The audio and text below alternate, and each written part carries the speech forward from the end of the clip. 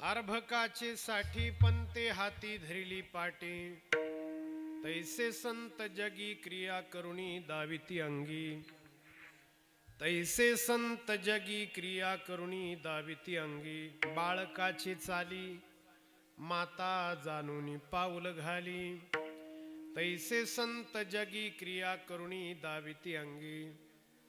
तुका म्हणे नाव जनासाठी उदकी ठाव, तैसे संत जगी क्रिया करुणी दाविती अंगी. नमो विश्वरूपा विष्णु माय बापा, नमो विश्वरूपा विष्णु माय बापा, नमो विश्वरूपा विष्णु माय बापा, विश्वरूपा विष्णु माय बापा. अपारामुपा पांडुरंग, अपरामुपा पांडुरंग, अपरामुपा पांडुरंग.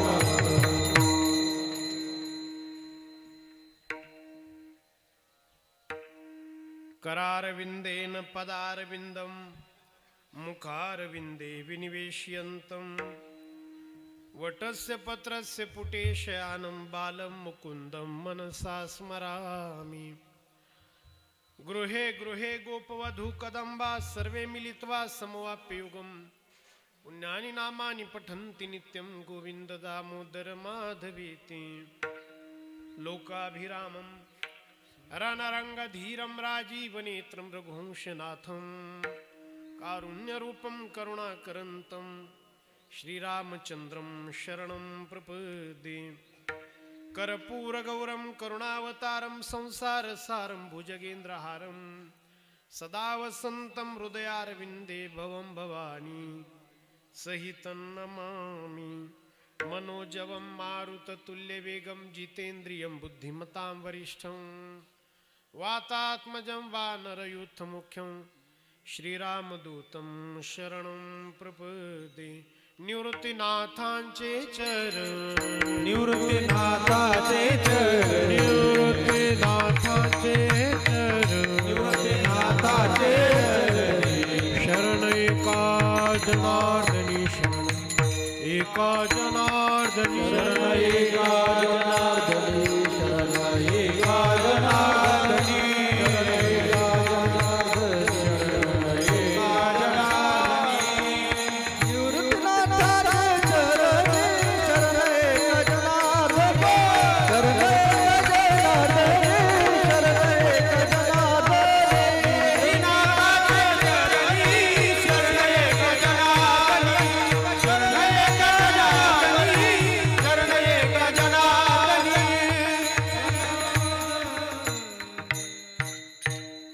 अर्भकाचे साठी पंते हाती धरिली पाटी, तैसे संत जगी क्रिया करुणी दाविती अंगी. वैराग्य मूर्ती देहूचे सुप्रसिद्ध संत, ज्यांनी आपलं 42 वर्षांचं आयुष्य तुमच्या माझ्यासाठी चंदनासारखं झिजवलं. जगद्गुरु संत श्रेष्ठ तुकाराम महाराज यांच्या अभंग गाथेतील एक प्रसिद्ध छोटासा 4 कडव्यांचा अभंग आजच्या या श्राद्धाच्या कीर्तन निरूपणाच्या साठी मी तुमच्या समोर मांडला आहे.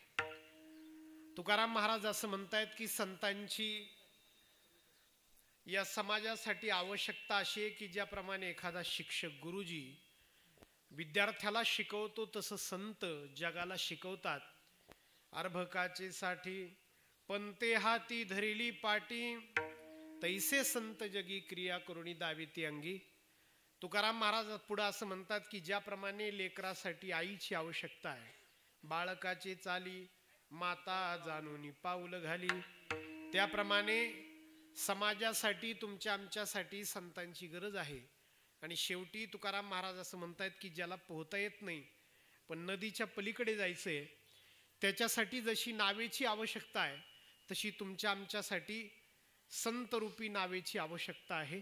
तुका म्हणे नाव जनासाठी उदकी ठाव. विठ्ठल विठ्ठल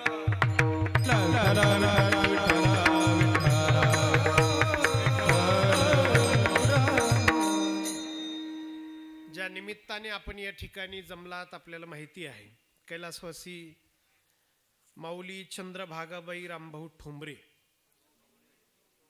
डोंगरे यांच्या प्रथम श्राद्धाच्या निमित्ताने, ज्याला आपण पुण्यस्मरण म्हणतो, त्या पुण्यस्मरणाच्या निमित्ताने त्यांच्या जाण्यानंतरच्या 1 वर्षाने होणारा हा कीर्तनाचा कार्यक्रम, त्या अंतर्गत अन्नदानाचा कार्यक्रम या ठिकाणी त्यांच्या सगळ्या परिवाराने आयोजित केला आहे. कैलासवासी चंद्रभागाबाई माऊलीच्या नंतर त्यांची मुलं मारुती दादा, श्री रतनदादा आणि श्री दिगंबर भाऊ, या माऊलीच्या 3 मुली मंदाताई, मीराताई आणि या माऊलीचा एक 4था मुलगा नंदकुमार. महेश, तुषार, प्रशांत, मयूर हे सर्व नातू, मोठा परिवार आहे. तेव्हा या सगळ्या परिवाराशी संबंधित आपण सर्व नातेवाईक म्हणून जमलेले असाल, ग्रामस्थ म्हणून जमलेले असाल, मित्रमंडळी म्हणून या ठिकाणी एकत्रित आलेले असाल. या माऊलीच्या निमित्ताने आपल्याला मिळालेल्या वेळेमध्ये देवाचं भजन करायचं आहे, थोडं चिंतन करायचं आहे आणि या माऊलीला कीर्तनातून श्रद्धांजली वाहण्याचा आपल्याला प्रयत्न करायचा आहे. आपण सर्व पुरुष बांधव, माता भगिनी, आमची सगळी वारकरी संप्रदायातली सेवेकरी मंडळी, भजनी मंडळ पिंपळत, तसेच दोन्ही गायनाचार्य, मृदंगाचार्य, चांगली तज्ज्ञ मंडळी या निमित्ताने उपस्थित झालेली आहेत. आपल्या सगळ्यांना ही सेवा निर्धारित वेळेत हरिचरणी, प्रभूचरणी समर्पित करायची आहे. पुण्यस्मरण शब्द नेहमीच आपण ऐकतो. स्मरण शब्दाचा अर्थ आहे आठवण. स्मरण म्हणजे आठवण. एखाद्याची आठवण का करावी, तर हिंदू धर्मसंस्कृती असं म्हणते की एखाद्याच्या स्मरणाने, एखाद्याच्या आठवणीने अंगामध्ये सामर्थ्य येत असतं. काहींच्या स्मरणाने अंगामध्ये संस्काराची निर्मिती होत असते. तुकाराम महाराज तर स्पष्ट असं म्हटले की तुम्हाला जर कधी पुण्याईचा तुटवडा वाटला, कमतरता वाटली, तर समाजात, कुटुंबात आपल्यात झालेली पुण्यवान माणसं, सज्जन माणसं, त्यांची आठवण मनामध्ये करा, तुम्हाला पुण्याची कमतरता पडणार नाही. महाराजांचा अभंग, पुण्यवंत व्हावे व्हावे, पुण्यवंत व्हावे, पुण्यवंत व्हावे व्हावे, पुण्यवंत व्हावे. घेता सजनांची नावे, घेता सजनांची नावे, निघे माझी वाचा तुटे, निघे माझी वाचा तुटे. घेता सजनांची नावे, घेता सजनांची नावे, निघे माझी वाचा तुटे, निघे माझी वाचा तुटे.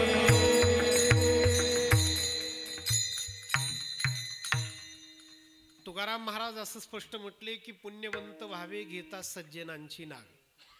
एखाद्याच्या आठवणीने अंगामध्ये ताकद येते, त्याला आपण स्फुरण असं म्हणतो. प्रत्येक सैन्याच्या तुकडीचं, बटालियनचं, रेजिमेंटचं एक घोषवाक्य असतं. तर महाराष्ट्राच्या नावाची आजही सीमेवर तुकडी आहे, मराठा बटालियन, मराठा रेजिमेंट तिला म्हणतात. तुम्ही त्या रेजिमेंटमधून रिटायर झालेल्या सैनिकाला किंवा सुट्टीवर आलेल्या त्या सैनिकाला विचारा, त्या जवानाला विचारा की तुझ्या तुकडीचं घोषवाक्य काय, तर तो सांगेल की जय भवानी, जय शिवाजी, हर हर महादेव. तर त्याला विचारायचं काय होतं या घोषणेने. तिथं काय आपल्या समोर नसतात. महादेव तर काही घोषणा दिली तर दिसत नाही, छत्रपती दिसत नाही, भवानी आई दिसत नाही, देवी दिसत नाही, मग का घोषणा द्यायची. तर तो सैनिक तुम्हाला उत्तर देईल की त्याशिवाय अंगामध्ये लढण्याचं अवसान येत नाही. अवसान शब्द आपल्याकडचा आहे, ताकद नाही का, सामर्थ्य. एखाद्याच्या स्मरणाने आठवण येते. माणसं म्हणतात कशाला गेले आई वडील, तर काय संबंध आहे आपला, आता आजी आजोबा गेले. काही धर्मांमध्ये गेलेल्या आई वडिलांची प्रतिमा, फोटो घरात लावण्याची परवानगी नाही. मी काही टीका करत नाही, त्यांची पद्धत आहे ती. असेल काही त्यांचा दृष्टिकोन.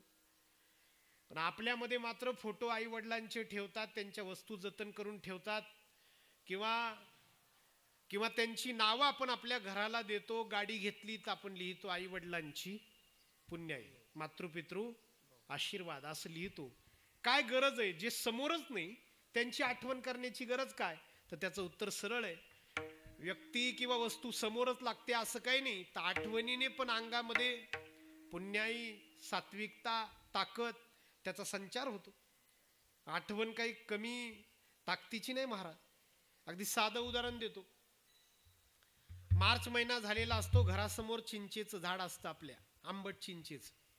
आपण झोपलेलं राहतो, शिवरात्र नुकतीच होऊन गेलेली राहते आणि आपल्याला वाटतं चिंच खावी म्हणून आपण दगड उचलतो, दगड मारतो, चिंचेचा आकडा खाली पडतो, भला मोठा आंबट चिंचेचा आकडा खाली पडतो. आपण तो उचलतो, त्याचं टरफल काय म्हणतात त्याला, फोलपट काढतो आपण बाजूला. अर्धा पिकलेला राहतो, अर्धा कच्चा राहतो. कसं म्हणतात त्याला? हा काय दारसलेला, गारसलेला पाड म्हणतात पुणे जिल्ह्यामध्ये, आहे की नाही? तो असा काढायचा, त्याचं टरफल, त्याचं फोलपट काढलं जातं. काय दिसतो तो? हिरवा दिसत नाही, पोपटी, अर्धा पोपटी अर्धा लाल, दारसलेला म्हणतो आपण त्याला. शेंड्याकडून पिकलेला, देठाकडून थोडा कच्चा असलेला, दारसलेला. काही झालं का तोंडात? यालाच तर म्हणतात आठवण, आहे की नाही? आता काही चिंचेचा सीझन नाही, मी काही चिंच तुम्हाला दाखवली नाही, तरी पण तोंडात पाणी आलं, याला म्हणतात आठवण, याला म्हणतात स्मरण. तुम्ही आमच्या वारकऱ्याला विचारा की बाबा तू 80 वर्षांचा आहेस, घरी मळ्यातून 1 किलोमीटर गावात येत नाही, तुला गाडी लागते, गाडी पाहिजे,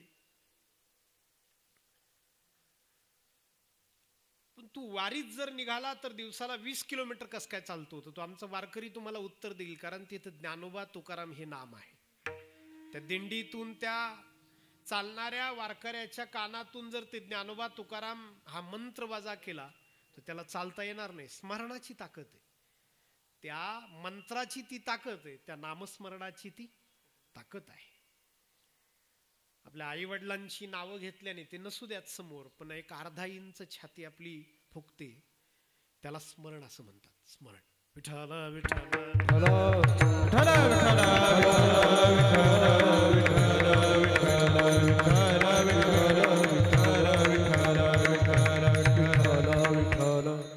म्हणून तर आपण जर कधी पोरग वाईट वागायला लागलं तर त्याला आठवण देतो ती त्याच्या वडिलाची, की गड्या तुझा बाप असा नव्हता, म्हणतो की नाही आपण?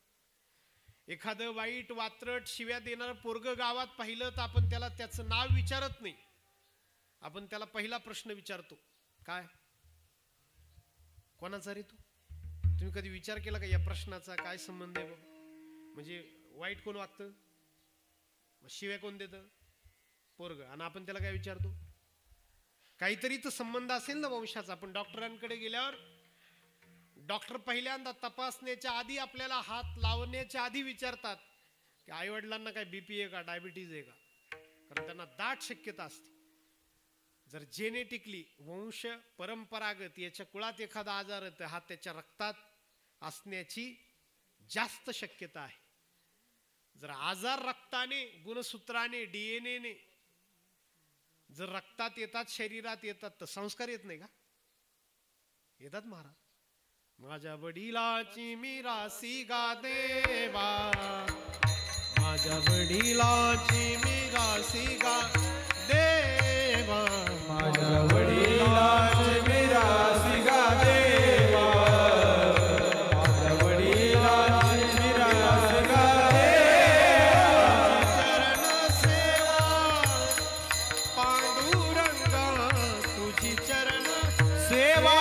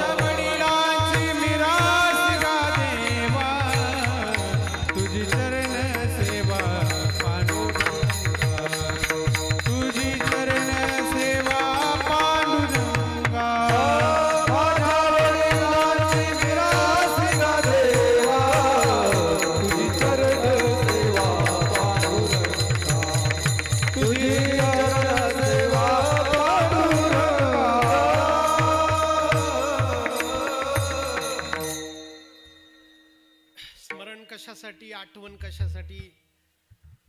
राजस्थानचा राजपुतान्याचा एक राजा होऊन गेला, महाराणा प्रताप. नाव कधी तुम्ही ऐकलं असेल, महाराणा प्रताप. मोठा वीर राजा, शूर राजा, राजस्थानचा. छोटस राज्य, 2 जिल्हे भरतील इतकं साधारणपणे राज्य, पण स्वाभिमान, तेज जपणारा राजा. आणि अख्खा भारत ज्याच्या ताब्यात होता त्याचं नाव होतं सम्राट अकबर. अख्ख्या भारताचा राजा. तिकडं तुर्कस्तान पासून इकडं विजयनगर पर्यंत, हम्पी पर्यंत, कर्नाटक पर्यंत एवढं राज्य त्याच. सम्राट अकबर. तर अख्खे हिंदू राजे जायचे, सलाम करायचे, त्याला झुकायची, वाकायची, नमस्कार करायची. एक महाराणा प्रताप जात नव्हता फक्त. तर कोणीतरी महाराणा प्रतापाविरुद्ध अकबराचे कान भरले की आम्ही सगळे येतो आणि तो काही येत नाही. तर त्याचं डोकं गरम झालं. 2.25 लाख सैन्य होतं त्याच्याकडे. त्यांनी सांगितलं, तुला माहिती आहे आपला दबदबा किती आहे, तर तू काय येत नाही माझ्या मुजऱ्याला, मला पाया पडायला काय येत नाही. तो पत्र गेलं, त्या महाराणा प्रतापाने त्याच पत्राच्या पाठीमागे लिहिलं की तू जसा राजा आहे तसा मी पण राजा आहे. तू सम्राट अकबर आहेस तर मी महाराणा प्रताप आहे. तू येत नाही तर मी काय येऊ. माणसाने ना सगळं गेलं तर चालेल, तेज सोडायचं नसतं बरं. तेज. जर तेज गमावलं माणसाने, काहीही कमावलं तरी माणूस तोट्यात आहे. तेज गमावून, स्वाभिमान गमावून माणसाने काहीही कमावलं तरी माणूस तोट्यात आहे. तेज सगळ्यात मूल्यवान गोष्ट आहे, तेज. तर त्यांनी सांगितलं, तू राजा आहे तर मीही राजा आहे, नाही येणार तुझ्याकडे. त्याचं डोकं गरम झालं. त्याने 2.25 लाख सैन्य घेतलं, राजस्थानवर आक्रमण केलं. कुंभलगड त्याची राजधानी होती, त्याने ती सोडली आणि एका डोंगरावर जाऊन 2 खोल्या बांधलेल्या होत्या. फक्त एक नवीन किल्ला, 2 खोल्यांचं बांधकाम झालेलं होतं. तिथं जाऊन राहिला. 14,000 सेना फक्त. त्या सम्राट अकबराने त्या डोंगराला वेढा टाकला आणि खालून पत्र लिहिलं, 2.25 लाख सैन्य डोंगराच्या सगळी बाजूने मी उभं केलंय. आता काय करशील, जाशील कुठं? धान्य संपेल की नाही कधीतरी, पाणी संपेल की नाही, आणि मग उतरशील की नाही, मग तुझा बेत पाहतो. तर ते पत्र आलं आणि झालंही तसंच. काही दिवसांनी राजाचं अन्न संपलं, धान्य संपलं, राणी उपाशी मरायला लागली, राजा उपाशी मरायला लागला. राज्याचा एकुलता एक वारस छोटंसं लेकरू होतं, त्याची छाती बरगड्या दिसायला लागल्या. पोरग मरेल, आपण मरू, राणी मरतील, सैनिक मरतील, उपासमारीने शरण गेलं पाहिजे म्हणून राजाने आलेलं पत्र घेतलं आणि दुसऱ्या बाजूने बोरूने, शाईने त्याच्यावर लिहायला सुरुवात केली की अकबर, मी म्हटलं होतं तुला शरण येणार नाही, पण सैन्य उपवाशी मरायला लागले, मुलगा मरायला लागला माझा, माझी पत्नी महाराणी मरेल, मी मरेल, यासाठी मी शरण येतोय. माझ्या काही अटी आहेत, मी तुला शरण येतोय पण मी मुसलमान होणार नाही, मी मांस खाणार, अशा त्याच्या 5 अटी होते. तो 5 अटी त्याने लिहिल्या आणि खाली सही करायची असते पत्रावर. तो सही सुरुवात केली की महाराणा पदवी होती त्याची, प्रताप नाव होतं त्याचं, सिंह पदवी, आपली पदवी आपण पाटील लावतो का नाही तसं ते सिंह लावतात. महाराणा प्रताप सिंह. वडिलांचं नाव लिहायचं होतं उदय सिंह, बापाचं नाव. उदय शब्द लिहिला आणि डोळ्यातलं एक अश्रू त्या उदय शब्दावर पडला. एक अश्रू. काय वाटलं कुणास ठाऊक, तो अश्रू पुसावा म्हणजे ते पडलेलं डोळ्यातलं पाणी पुसावं म्हणून हात घेतला तर शाई होती. आपसूक अश्रू पुसताना उदय शब्द पुसून गेला. ते पत्र घेतलं, टार टार टार फाडून फेकून दिलं. बारीक बारीक ठिकऱ्या केल्या. बायकोने खांद्यावर हात ठेवला आणि विचारलं होतं, का हो निर्णय बदलला? शरण जायचं होतं ना, झुकायचं होतं, वाकायचं होतं, मग का निर्णय बदलला? त्या महाराणा प्रतापाने उत्तर दिलं होतं, इतिहासाने ते लिहून ठेवलं इतिहासाने. तो महाराणा प्रताप म्हणत होता बायकोला की माझ्या डोळ्यातला अश्रू सुद्धा म्हणतो की जर बापाचं नाव लावायचं असेल तर वाकू नकोस, आणि जर वाकायचं असेल तर बापाचं नाव लावू नकोस, कारण तो आयुष्यभर मातीसाठी झुंजला, लढला, शेवटी मरण. त्याचा बाप फार शूर होता उदयसिंह, है की. कधीतरी आपण आळंदीला जातो, एखाद्या धर्मशाळेत उतरतो, पाटीवर तिथल्या त्या संगमरवरी दगडावर कोरलेली नावं असतात. काय असतं? धर्मशाळेला दिलेलं दान असतं. आपल्या आजोबांनी नकळतपणे 101 रुपये 20 वर्षांपूर्वी दिलेले असतात, त्यांचं नाव तिथे कोरलेलं असतं, नाव तिथे कोरलेलं असतं. मला सांगा, नाव वाचल्यावर कसं वाटतं बरं? छाती फुगते महाराज, है की नाही? की आपला वंश चांगल्या कामामध्ये सहभागी आहे. यालाच स्मरण म्हणतात, यालाच आठवण म्हणतात, त्यालाच पुण्यस्मरण म्हणतात. पूर्वजांनी केलेल्या पुण्याईचं स्मरण म्हणजे पुण्यस्मरण. विठ्ठल विठ्ठल विठ्ठल विठ्ठल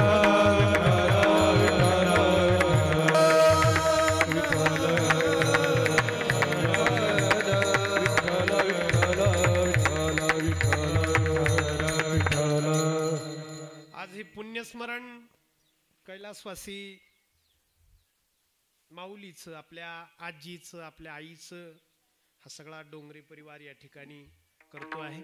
सेवा माझ्याकडे दिली गेलेली आहे. साधू संतांची या जगाला नेहमी आवश्यकता आहे, असं एक वाक्य आपण ऐकतो. आपल्या देव्हाऱ्यामध्ये श्रीमंतांचे फोटो लावलेले नाहीत, आपल्या देव्हाऱ्यामध्ये सत्ताधीशांचे फोटो आपण लावत नाही. आपण आपल्या देव्हाऱ्यामध्ये संतांचे फोटो आपण लावतो. संतांना आपण सर्वोपरी मानतो, नाही का? ज्ञानेश्वर महाराजांच्या जन्माला 750 वर्ष होऊन गेले. निवृत्तीनाथ महाराजांच्या जन्माला 752 वर्ष पूर्ण झाली. आजही आपण त्यांना आठवणीत ठेवतो. काहीतरी कारण असेल की संतांना आपण विसरू शकलो नाही, आणि ते कारण असे की संत या जगासाठी आवश्यक आहे. पण प्रश्न असा पडतो की नेमकी संतांची या जगासाठी आवश्यकता तरी काय व्हा? संतांची या जगासाठी गरज तरी काय? नसते संत तर काय बिघडलं असतं? काय काय माणसं प्रश्न विचारतात ना, अमेरिकेत कुठं संत आहे का, त्यांचं काय बिघडलं? तिथं पुढे आहेत आपले. आणि ब्रिटनमध्ये कुठं ग्रंथ आहेत, काय बिघडलं त्यांचं? काय काय माणसं म्हणतात. आणि युरोपातली लोक काय मुहूर्त पाहतात काय लग्नाला? मग काय त्यांची लग्न काय बिघडतात का काय? हा, त्यांना मुलंबाळ माणसं विचारतात, त्यांना काय मुलंबाळ होत नाहीत का? काही काही माणसं, नास्तिक माणसं आहेत, आपल्याशी डोकं लावण्याचा प्रयत्न करतात, आहे की नाही? आपणही जास्त डोकं लावत नाही, लावायचंच नसतं बरं का, आहे की नाही? मी काल परवा एक गोष्ट वाचली कुठंतरी, म्हणे वाघ चालला होता आणि गाढव त्याला दिसलं, तर गाढवाला वाघाने विचारलं, कुठं निघालास? म्हटले नदीच्या काठी कोवळं लुसलुशीत पांढरं शुभ्र गवत होतं, खाल्लं आणि घरी चाललोय. त्या गाढवाला वाघाने सांगितलं, नदीच्या काठी बरोबर आहे, पांढरं चुकीचं आहे, कोवळं बरोबर आहे, लुसलुशीत बरोबर आहे, फक्त गवत हिरवा असतं. त्या गाढवानी सांगितलं, मी खाल्लं, मला माहिती येतं, तू काय मला सांगतो? मी खाल्लं स्वतः, मला माहिती आहे गवत पांढरं शुभ्र होतं. त्या वाघाने सांगितलं, आपण राजाकडे जाऊयात. तू माझं ऐकत नाही ना? अरे गवत हिरवा असतं, नाही नाही पांढरा असतं. ती राजाकडे गेली. तर वाघाने सांगितलं, सरकार हे गाढव ऐकत नाही हो, हे म्हणतं गवत पांढरं असतं. तुम्ही सांगा बरं, नुसते सांगू नका, खरा न्याय द्या, नुसता न्याय देऊ नका, चुकीचा आहे त्याला शिक्षा करा. गवत कसं असतं सांगा. त्या राजाने सांगितलं, गाढवा तू बरोबर आहेस, तू घरी जा. ते उड्या मारीत घरी निघून गेलं महाराज. आणि त्या वाघाला राजाने सांगितलं, तुला 6 महिन्याची जेल. त्या वाघाने सांगितलं, कमाल झाली मोठी, राजेसाहेब तुम्ही सुद्धा, तुम्हाला माहिती नाही का गवत हिरवं असतं? नाही म्हणले, मला माहिती गवत हिरवं असतं. मग त्या गाढवाला घरी पाठवलं, ते उड्या मारीत घरी निघून गेलं, आणि तुम्ही मला जेल द्यायला लागले का? त्या राजाने सांगितलं, गवत हिरवं असतं हे मलाही माहिती, पण तुला जेल यासाठी आहे. तुला जर माहिती आहे तू वाघ आहेस, तर तू गाढवाच्या नादी लागणं हा तुझा गाढवपणाच आहे ना. तुला जेल यासाठी नाही की तू गवत हिरवं म्हणतोय, तुला जर माहिती आहे की तुझ्या नुसत्या डरकाळीने अख्खं जंगल शांत होतं, तुला जर माहिती आहे की तू नुसता समोर दिसला की जंगलातले प्राणी डोळे पांढरे करतात, तुझ्या समोर कोणी बोलत नाही, एवढं सामर्थ्य आहे तुझ्यामध्ये, तर तू कोणातरी सामान्याच्या नादी लागणं म्हणजे तुझी पण चूकच आहे ना. तशी काही नास्तिक माणसं आपल्याशी डोकं लावतात पा, कुठे देव, कुठे संतन, काय गरज आहे ग्रंथांची, काय गरज आहे संतांची, काय गरज आहे धर्माची, काय गरज आहे टाळाची, काय गरज आहे पखवाजाची, काय गरज दिंड्यान पंढरपुरन संप्रदाय आमका संप्रदाय तमका पंथ, कशाला? काय काही माणसं म्हणतात ना आपल्याला. तुकाराम महाराजांनी दृष्टांतासहित संतांची समाजाला काय गरज आहे हे अभंगाच्या पहिल्या चरणात समजून सांगितलं. अर्भकाचे साठी, अर्भकाचे साठी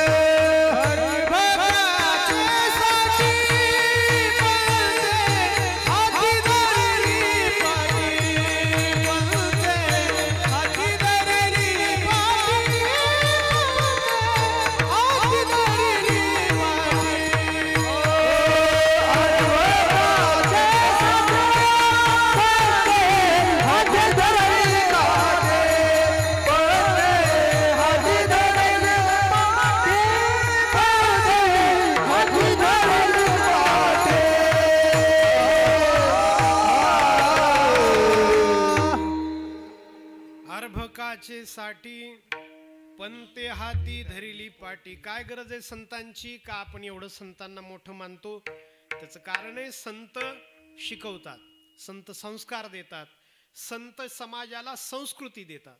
कशा पद्धतीने? महाराजांनी दृष्टांत दिलाय.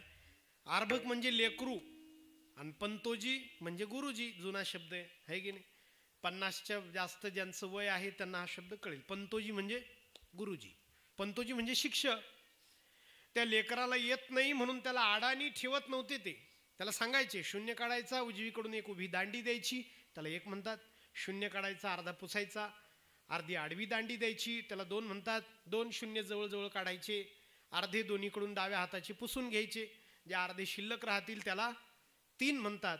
असं शिकवून समाजाला शहाणे करणारे संत, जसे शिकवून विद्यार्थ्याला शहाणं करणारे गुरुजी. अर्भकाचे साठी तुम्हाला माहिती आहे जगामध्ये 84 लक्ष योनी आहेत, पण राज्य माणसाचं आहे. पृथ्वी तलावरचा राजा माणूस आहे. कधी बारीक विचार केला तुम्ही का बरं माणूसच श्रेष्ठ झाला? असं काय माणसाकडे? माणूस सगळ्यात देखणा नाही आहे की नाही, सगळ्यात सौंदर्यवान नाही, सगळ्यात वेगवान पण नाही. घोडा माणसापेक्षा जास्त पळतो, चित्ता पळतो. सगळ्यात देखणा नाही, सगळ्यात वेगवान नाही, सगळ्यात बलवान पण नाही. हत्ती बलवान आहे माणसापेक्षा. मला सांगू द्या मायबाप, सगळ्यात देखणा नाही. अहो मी ते पट्ट्याचा वाघ पाहिला, पट्ट्याचा. काय देखणं जनावर आहे. पहिल्यांदा पाहिला आयुष्यात. ते कसारी घाट आहे ना, त्या घाटामध्ये पाहिलं. अशी गाडी मी वळवली टर्नवर, ते रस्त्याच्या याकडे त्याकडे जात होता वाघ पट्ट्याचा. मी पाहत राहिलो. माझ्या गाडीचे लाईट, हेडलाईट त्याच्या छाताडावर एवढी चमकती त्वचा होती त्याची. गाडीची लाईट असे परावर्तित होत होते, रिफ्लेक्ट होत होते. एखाद्या पैलवानाच्या अंगावर तेल लावावं, त्याची त्वचा कशी चमकते तसं चमकत होतं त्याचं अंग. निळे शार डोळे, गोल डोळे, आपले बुबुळ निमुळतेत ना, गोल डोळे. का देखणं जनावर आहे वाघ. देखणं फक्त आपण गाडीत पाहिजे, काचा बंद पाहिजे, रस्त्याने भेटलं मग नाही देख. सगळ्यात देखणा नाही, सगळ्यात बलवान नाही माणूस, सगळ्यात बुद्धिवान पण नाही. सगळ्यात बुद्धिवान माणूस नाही, बुद्धिवान. डॉल्फिन नावाचा एक मासा आहे. माणसापेक्षा शास्त्रज्ञांनी IQ मोजला, बुद्ध्यांक. तर तो बुद्ध्यांक माणसापेक्षा डॉल्फिनचा जास्त भरला महाराज. हत्तीचा मेंदू माणसापेक्षा मोठा आहे. चिंपाजी नावाचं एक माकड आहे. शास्त्रज्ञ म्हणतात 10 लाख चेहरे लक्षात ठेवू शकतात, 10 लाख ओळखी.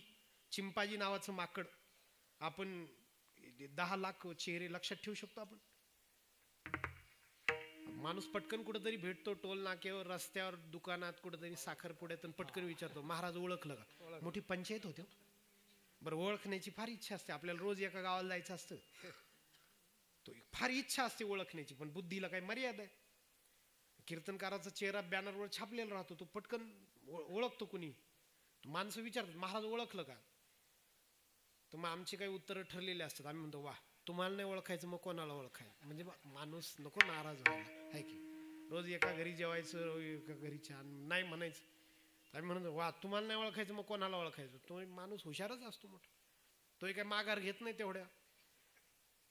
तो म्हणतो सांगा बघू मी कुठला. मोठी पंचायत होती, माघारच घ्यावी लागते, एकदम हात जोडावे लागतात की सांगा एकदा, नाव परत नाही विसरणार. 10 लाख चेहरे लक्षात ठेवणारा चिंपाजी नावाचा माकड, पण पृथ्वी तलावरचा राजा. चिंपाजी नाही, डॉल्फिन नाही, हत्ती नाही. राजा कोण आहे? माणूस आहे.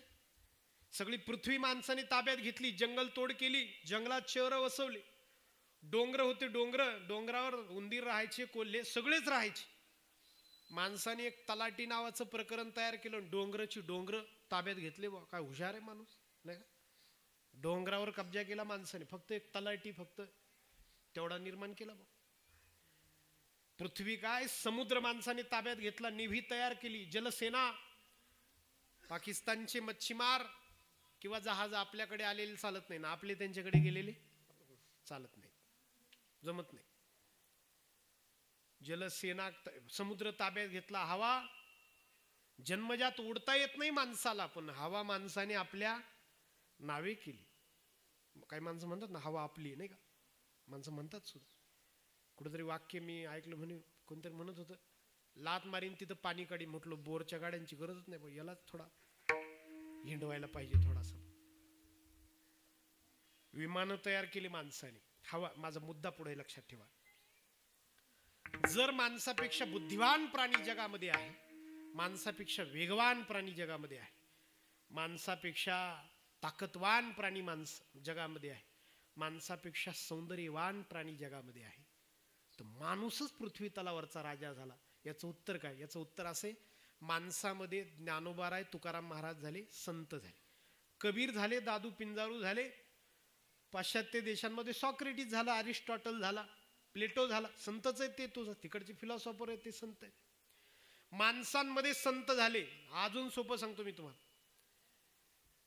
आई स्त्रीच आहे, बहीण स्त्रीच आहे, मुलगी स्त्रीच आहे, आणि बायको स्त्रीच आहे. ही आई आहे, हिच्या पाया पडावं. ही बहीण आहे, ही दिवाळीला आली की हिच्या ताटात वळणी टाकावी. ही मुलगी आहे, तरुण झाली की हिला चांगलं स्थळ पाहावं, तरुण मुलगा पाहावा, चांगला निर्व्यसनी, म्हणजे असा तरुण पाहावा की ज्याला संध्याकाळी धरून वगैरे आणावं लागत नाही बा, त्याच्याशी लग्न. आणि ही बायको हिच्याशीच, परत एकदा सांगतो, ही आई हिच्या पाया पडावं, बहिणीला ओवाळणी टाकावी. ही मुलगी आहे, उपवर झाली की हिचं लग्न करावं. ही बायको आहे, फक्त हिच्याशीच प्रपंच करावा. हे फक्त माणूस करतो, हे फक्त माणूस करतो. ही संस्कृती फक्त माणसात आहे. का म्हणाल तर माणसांमध्ये संत होऊन गेले, संतांनी आपल्याला ज्ञानेश्वरीन गाथ्यामध्येही शिकवलंय. त्याचं सोपं उत्तर आहे महाराज. नाही तर शक्यच नसतं, आपण जगापेक्षा वेगळे झालोच नसतो. का झालो असतो आपण? काय असं वेगळं केलं? माणसामध्ये जर संत झाले नसते, आपण सुद्धा पशुच असतो. साधू संतांनी आपल्याला संस्कृती दिली, साधू संतांनी आपल्याला वेगळं केलं, निराळं केलं, आणि हे त्यांचं आपल्याला शिकवणं आहे. हे त्यांचं आपल्याला सगळ्यात मोठे उपकार आहे, कोणाला तरी शहाणं करणं. तुकाराम महाराजांचं एक प्रमाण आहे. महाराज म्हणतात की तो मोठा उपकारी आहे ज्याने तुम्हाला कधीतरी रस्ता सांगितला आयुष्यात, त्याला कधी विसरू नका. तुकाराम महाराज म्हणतात, एखाद्याला जर विचारलं आपण की पिंपळदला जायला रस्ता कुठे, आणि त्याने जर या बोटाने आपल्याला फक्त सांगितलं की हा असा जा, तुम्ही पिंपळदला पोहोचाल, तर महाराज म्हणतात ते बोट त्याचं पुण्यवान झालं, कारण त्या बोटाने फार चांगलं काम केलं, मार्ग दाखवण्याचं. वाट दावी तया पुण्या नाही पार, महाराजांचा अभंग. वाट दावी तया पुण्या नाही पार, काय द्यावे त्यासी व्हावे उतराई, काय द्यावे त्यासी व्हावे उतराई, काय द्यावे त्यासी व्हावे उतराई, काय द्यावे त्यासी व्हावे उतराई. देवी महामाई जीव थोडा, देविता पायी जीव थोडा, जीव थोडा, काय द्यावे त्यासी व्हावे उतराई, काय द्यावे त्यासी व्हावे उतराई. देविता पायी जीव थोडा, देविता पायी जीव थोडा, काय द्यावे त्यासी व्हावे उतराई, काय द्यावे त्यासी व्हावे उतराई.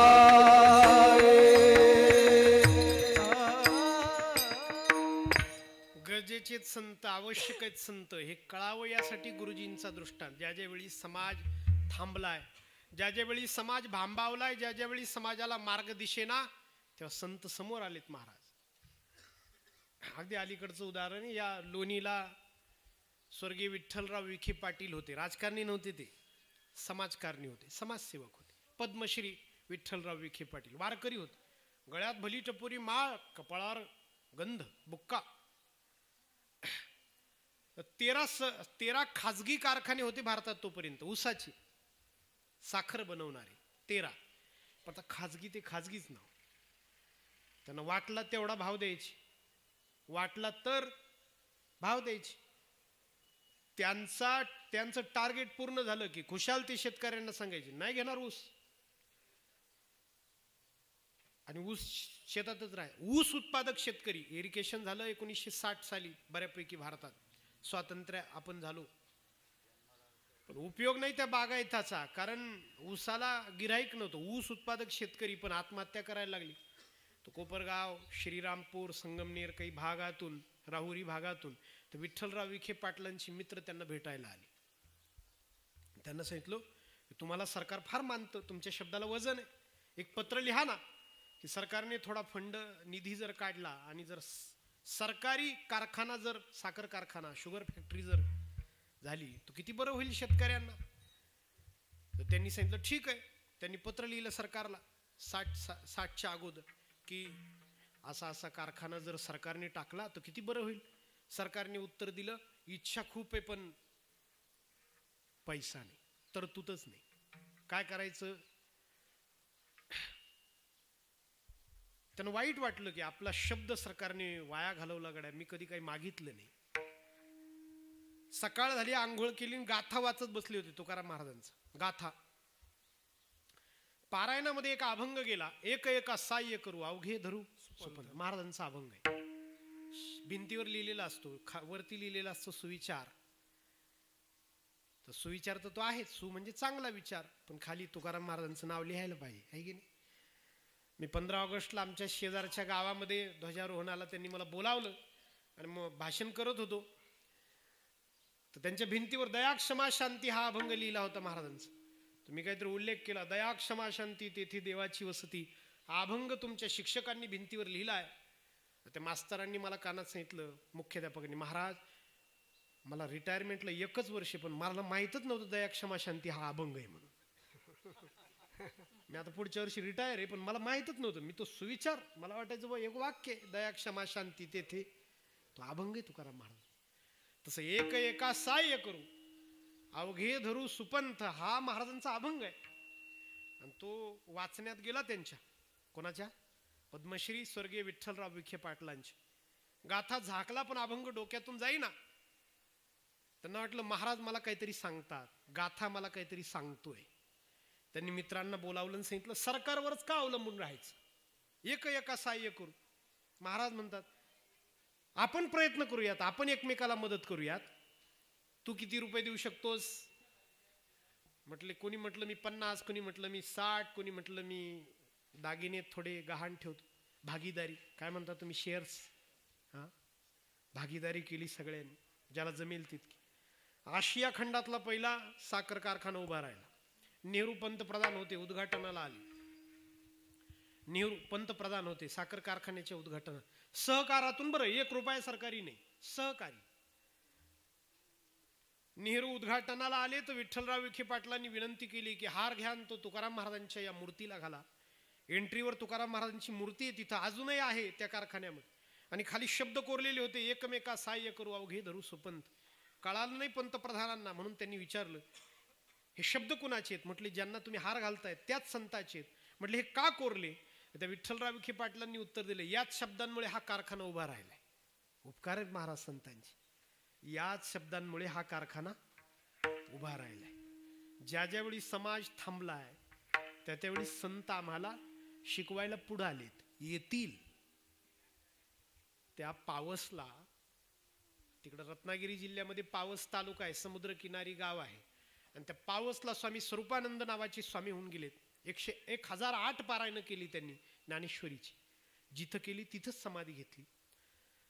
लाखो लोकांची श्रद्धा आहे आणि लाखो लोकांचा अनुभव आहे की ज्यावेळी आपण काहीतरी समस्येत असतो, अडचणीत असतो, तिथं जायचं आणि त्यांच्या समाधी समोर ज्ञानेश्वरीचं पारायण करायचं. 8 दिवसामध्ये एखादी ओवी डोक्यामध्ये जाते. थोडक्यात आजच्या भाषेत क्लिक होते, जाणवते की ही ओवी म्हणजे माझ्या समस्येचं उत्तर आहे. 1 नाही, 2 नाही, शेकडो नाही, लाखो लोकांचा अनुभव आहे त्या पावसला. जागा मिळत नाही, मोठा सभा मंडप आहेत पण पारायणाची जागा मिळत नाही. त्यांना कळवावं लागतं समितीला आधी की मला जागा पाहिजे पारायणासाठी. संत शिकवतात महाराज. आणि हे सांगण्यासाठी तो दृष्टांत. पंते हाती धरिली पाटी. पण का शिकवणारे तर खूप आहे, कोण शिकवत नाही बरं. समाज का आपल्याला वाईट वागायला शिकवतो का?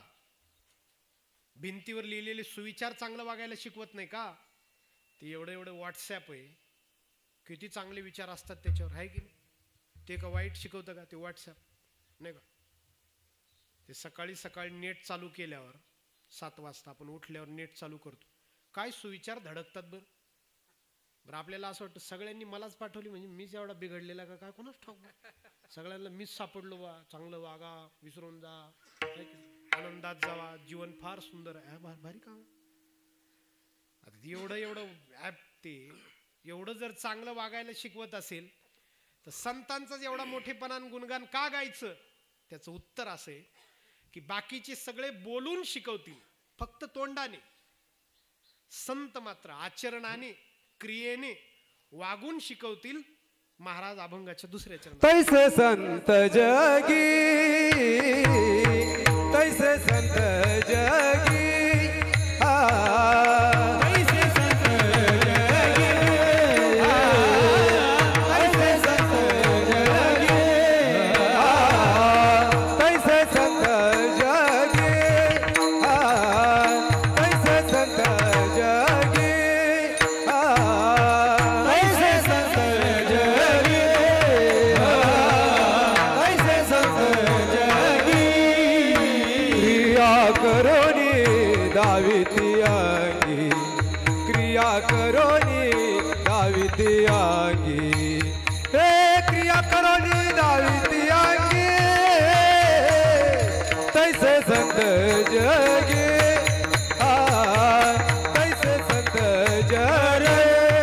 क्रिया करोनी दाविती अंगी, क्रिया करोनी दाविती अंगी, क्रिया करोनी दाविती अंगी,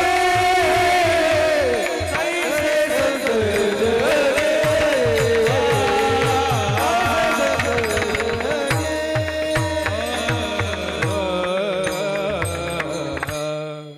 क्रिया अध्यात्माचा पाया आहे.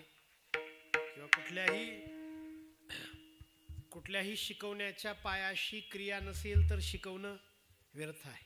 तैसे संत जगी क्रिया करुणी दाविती अंगी. क्रियेचं संपुट नसेल तर बोलण्याला काहीच अर्थ नाही महाराज, हे की नाही? नुसत्या ज्ञानाला काय अर्थ आहे? ज्ञान कोणाकडे नाही. आणि आजकाल तर गरज आहे नाही ज्ञानाची. काही अडलं की गुगलला सर्च करा, मिळतच ना महाराज, आहे की नाही? कोण खाली आहे, तुम्ही कसलाही विषय काढा, कसलाही माणूस असू द्या, कुठलाही, तुम्ही फक्त विषय काढा, त्याच्याकडे ज्ञान पहा तुम्ही किती आहे की नाही? या दिशेला तोंड करू नये, त्या दिशेला पाय करू नये, तसं खाऊ नये, ते खाऊ नये, गहू खाऊ नये, अमुक. काय ज्ञानी झालीत लोक, मोबाईलमुळे तर फारच ज्ञानी झालीत, नाही का लोक? कोणाकडे ज्ञानाची कमतरताच नाही महाराज. तुम्ही फक्त विषय काढा, आहाराचा विषय काढा, ज्ञानी लोक मिळतील तुम्हाला. तुम्ही वागण्याचा विषय काढा, तुम्ही चालण्याचा, गाडी चालवण्याचा विषय काढा, तुम्ही ज्ञानी लोकांची कमतरताच नाही जगामध्ये. कमतरता आहे वागणाऱ्यांची, कमतरता आहे वागणाऱ्यांची. तैसे संत जगी क्रिया क्रिया क्रिया. आमचे गुरुजी विठ्ठल महाराज घुले, आम्ही त्यांच्याकडे शिकलो आळंदीमध्ये ज्ञानेश्वरी. ते असं म्हणायचे, कीर्तन किती वेळाचं असतो? तर आम्ही म्हणायचो 2 तासाचं. तर ते आम्हाला म्हटले 2 तासाचं नसतं, कीर्तन 24 तासाचं असतं. 22 तासाचं वागायचं, 2 तास बोलायचं. कीर्तन 24 तास जेव्हा जगाल तेव्हा त्याला तुमच्या जीवनाला अर्थ आहे. तैसे महाराज तुकाराम महाराज एकटे देहूला गेली नाही, आपल्याला नेलं. किंवा नुसतं आपल्याला पाठवलं नाही, तर म्हटले चला जाऊ. नुसते जा नाही म्हटले, याला म्हणतात शिकवणं.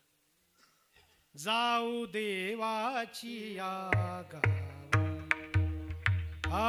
जाऊ देवाची या गावा.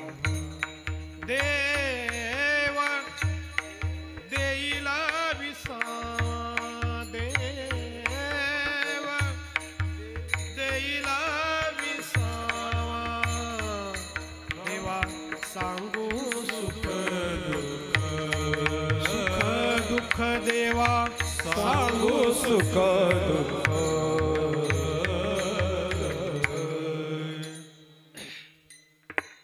आमच्या गुरुजींनी सांगितलेलं एक दृष्टांत आहे पहा.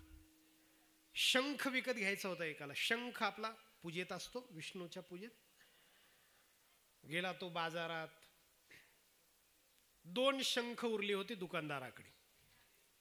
बाजार आटपत आलेला होता. सगळ्यांनी मारलं, मग ती वेळच नाही गेली.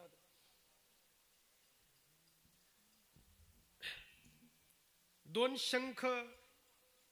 पुन्हा कोणी म्हणायला नको कीर्तनाला कुत्र सुद्धा नव्हतं, आहे की नाही. विठ्ठल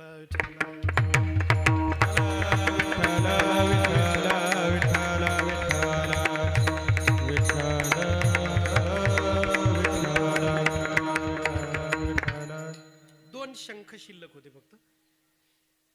म्हटले हा किती रुपयाला? म्हटले हा 5 रुपयाला आहे. हा 100 रुपयाला. काय फरक आहे? गिरायकाने विचारलं. दुकानदारांनी सांगितलं त्याचा असं आहे बरं का, की आपण जर उपवाशी असलो ना, हा 5 रुपयावाला शंखाला जर आपण म्हटलं की बा शंका फार उपवास आहे रे सकाळपासून, काहीतरी दे ना खायला, तो दिव्य शंख आहे दोघं.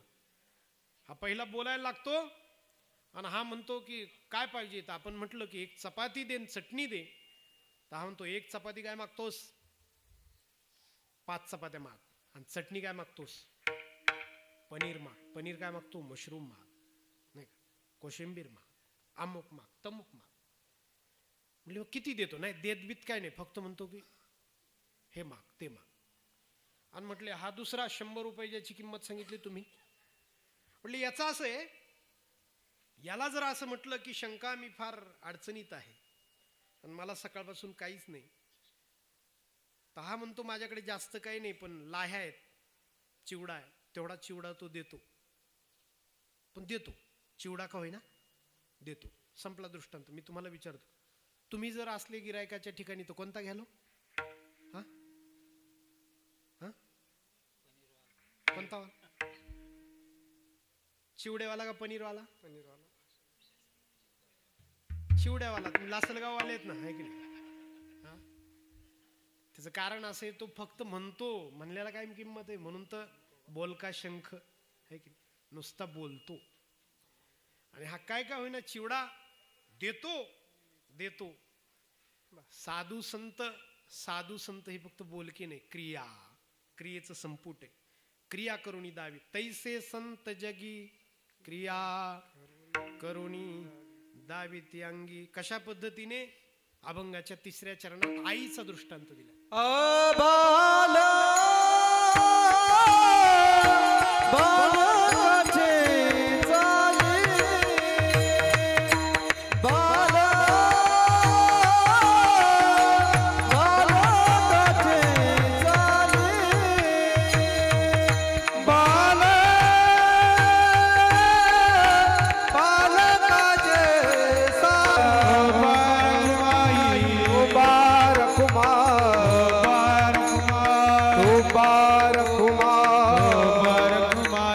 ढोबार कुमाई ढोबार कुमाई ढोबार कुमाई ढोबार कुमाई ढोबार कुमाई ढोबार कुमाई ढोबार कुमाई ढोबार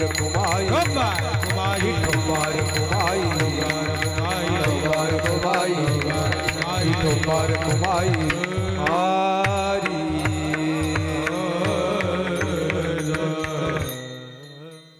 बाळकाची चाली संत कसे आहेत हे कळण्यासाठी महाराजांनी दृष्टांत दिलाय. आईचा आहे. ज्याप्रमाणे आई स्वतःला शुद्ध बोलता येत असताना सुद्धा लेकराला यावं यासाठी बोबड बोलते. आईचा वेग फार आहे, लेकराचा वेग कमी आहे. पण लेकराला चालता यावं यासाठी आई आपला वेग कमी करते. बाळकाची चाली माता जाणून पाऊल घाली. ती अवघड बोलू शकते पण ती लेकराच्या भाषेत त्याला समजवते.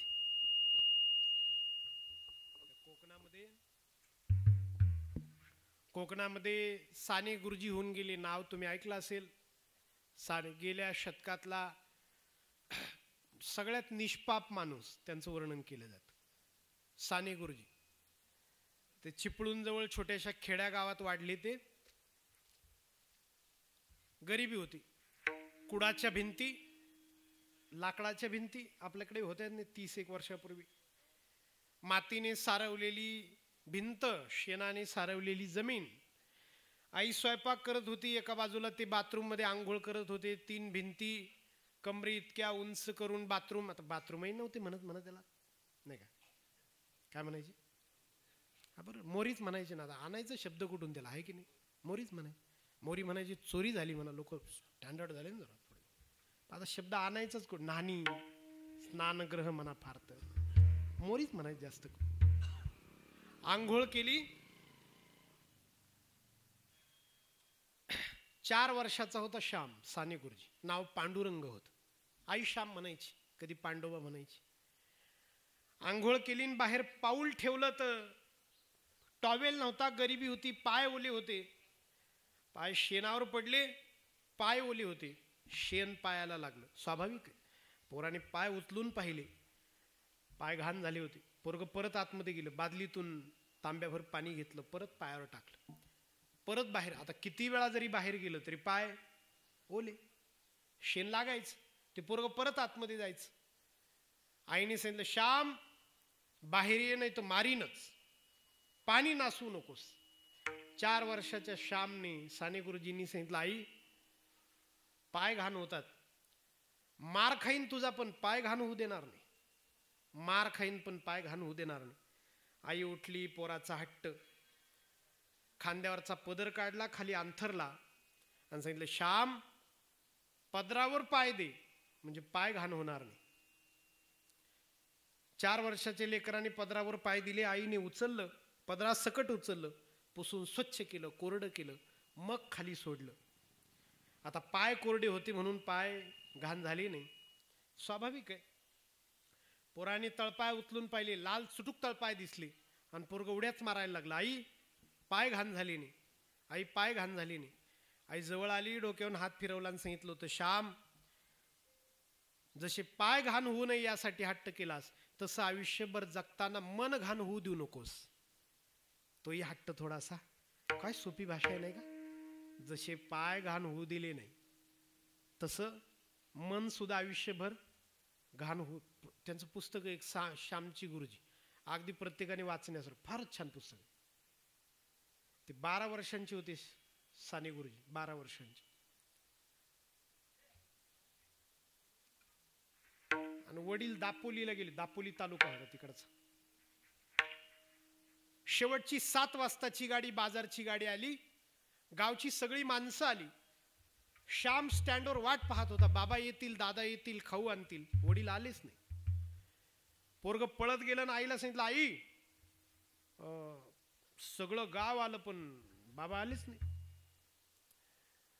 तर तिला काळजी वाटली. शेवटची गाडी, रात्री 11 वाजले, 12 वाजले, नवरा येत नाही, पोरं जेवून झोपी गेली. ती बिचारी बायको देवी समोर बसली, रेणुका माता देवी होती, हात जोडले आणि सांगितलं, आई माझं कुंकू, माझं सौभाग्य, पती सुखरूप परत येऊ दे.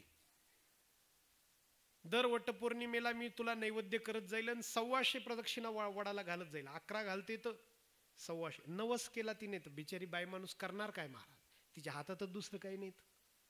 9 केला आणि वडील आले. ते एसटी चुकली होती, ते चालत पोहोचले नेमके. वटपौर्णिमेला आले, 9 फेडण्याचा दिवस. वटपौर्णिमा आली, 9 फेडण्याचा दिवस. आणि हिला ताप आला. श्यामच्या आईला अंगामध्ये फार तापाने फणफणली, उठली की चक्कर यायची, पायाला कापरं भरायचं. 12 वर्षाच्या श्यामकडे पाहिला, आवाज दिला, श्याम इकडे. दोऱ्याचा गुंडा हातात ठेवला, जा गावात जा, चौकात जा, वडाला 125 प्रदक्षिणा कर, नैवेद्य मी कोणाकडून तरी बनवून घेते. तू केल्या काय, मी केल्या काय, तू माझंच रक्त आहे, जा. श्याम एकटा गेला नाही, शेजारचा 12 वर्षाचा पोरगा, त्याचा मित्र, त्यालाही सोबत घेतलं, चल आपण प्रदक्षिणा करू. गेले गावच्या चौकात, अख्ख्या महिला मंडळी जमली. आता त्यांचा सण आहे, तो सणच त्यांचा आहे. 12 वर्षाची पोरं, थोडी जाणत वय, लगेच कळालं, अख्खं गाव महिला आपल्यावर हसतील. लाज वाटली पोरांना, घरी आली. मित्र त्याच्या घरात गेला, श्याम स्वतःच्या घरात गेला. आईने पांघरून काढलं आणि विचारलं होतं, श्याम केल्या इतक्या पटकन प्रदक्षिणा, पळत केल्यास का रे? श्याम जवळ गेला, आईचा हात हातात घेतला, अंथरुणात आई गरम हात गालावर ठेवला स्वतःच्या. श्यामचे अश्रू आईच्या हाताला लागले. आईने विचारलं होतं, श्याम रडतोस का? म्हटले, आई मला माफ कर, मी तुझं ऐकू शकलो नाही, मला लाज वाटली, मला लाज वाटली. तिने सांगितलं होतं, श्याम मी तुला जबरदस्ती करणार नाही, जायचं तर जा, नाही तर नको जाऊ, पण एक वाक्य माझ्या अडाणी बाईचं लक्षात ठेव, जीवनात फक्त पाप करताना लाज वाटू दे, बाकी कधीच लाज वाटू देऊ नको. किती सोपं शिकवणे नाही का?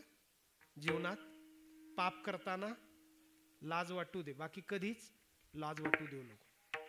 ती आजारी पडली, ती वारलीच.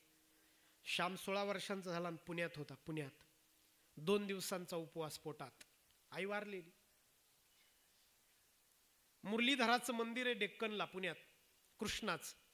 श्याम आतमध्ये गेला, 2 दिवसांचं पोटात भूक, आणि तांबडा पैसा, तांब्याचा पैसा पडलेला होता देवाच्या पायाजवळ. बाहेर चणे फुटाने शेंगदाणे विकणारा होता. वाटलं चोरी करावी देवाच्या पैशाची, पण देवाकडे पाहिलं तर देव दिसला नाही. आई दिसली देवात आणि सांगत होती, श्याम फक्त पाप करताना लाज वाटू दे. तसाच घरी आला, या कुशीहून त्या कुशीवर, त्या कुशीहून झोपला नाही, कारण पोटात काही नाही. सकाळ झाली, परत देवाकडे गेला आणि देवाला सांगितलं, देवा माझी आई तुझ्या पावलांजवळ असेल, तिला सांग की श्यामने पाप केलं नाही. तर देव ती तुला विचारेल, का श्यामने देवाच्या पैशाची चोरी केली नाही? तर तिला सांग देवा की श्याम तुझ्या रक्ताचा आहे, तुझं रक्त त्याला चोरी करण्याची परवानगी देणार नाही. सोप्या भाषेत आई मुलाला शिकवते, तसं संत सुद्धा सोप्या भाषेत आपल्याला शिकवतात. 2 दृष्टांत झाले. पहिल्या चरणात गुरुजीचा आहे, तिसऱ्या चरणामध्ये आईचा आहे. अर्भकाचे साठी पंते हाती धरली पाटी, तसे संत आपल्याला शिकवतात, गुरुजींचा दृष्टांत. आणि आई शिकवते तसं संत आपल्याला शिकवतात, आईचा दृष्टांत आहे. पण तुकाराम महाराजांना आणखी एक दृष्टांत संतांसाठी द्यावा वाटला, नावेचा, होडीचा आहे. तुका म्हणे, नाव जनासाठी उदकी ठाव. नाव पाण्यात असते, पण कमाल अशी ती राहते पाण्यात, पण तिच्यात जो बसतो त्याला पाणी लागू देत नाही. तसं संत तुमच्या आमच्यासाठी संसारात येतात, पण आपल्या चित्ताला मात्र संसार लागू देत नाहीत. आपल्याला मात्र देवरूपी पहिलं तीरावर पोच करून देतात. तुका म्हणे, नाव जनासाठी उदकी ठाव. तैसे संत जगी क्रिया करुणी दाविती अंगी. ज्ञानेश्वर माऊली, ज्ञानराज माऊली तुकाराम माऊली, ज्ञानराज माऊली, ज्ञानेश्वर माऊली, ज्ञानराज माऊली, ज्ञानेश्वर माऊली, ज्ञानराज माऊली, ज्ञानेश्वर माऊली, ज्ञानराज माऊली, माऊली ज्ञानेश्वर माऊली, ज्ञानराज माऊली.